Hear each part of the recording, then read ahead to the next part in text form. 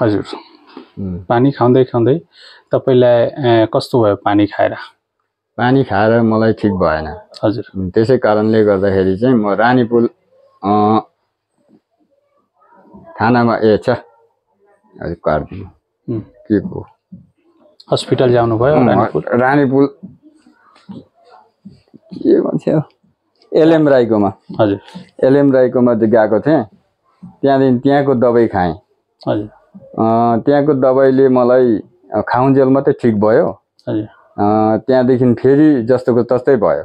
हजुर। फेरि बादमा चाहिँ अन्त त्यहाँदेखि म यहाँ होमियोपेथीमा आएँ। आउँदाखेरि चाहिँ अन्त यहाँदेखिको चाहिँ दबाई लगेर खाँदाखेरि चाहिँ मलाई एकदम ठिक भयो। त्यहाँदेखि दोबारा खाँदा चाहिँ मलाई एकदमै त्यो घाउहरू पनि ठिक भयो, टोइलेटहरू जानु पनि एकदम ठिक भयो। अहिले एकदम सही सलामत छ, राम्रो पहिला जस्तो थियो त्यस्तै भएको छ। आजको एपिसोड हाम्रो युट्युब च्यानलको यतै म समाप्त गर्दैछु। सबै भ्युअर्सलाई कोटी कोटी धन्यवाद।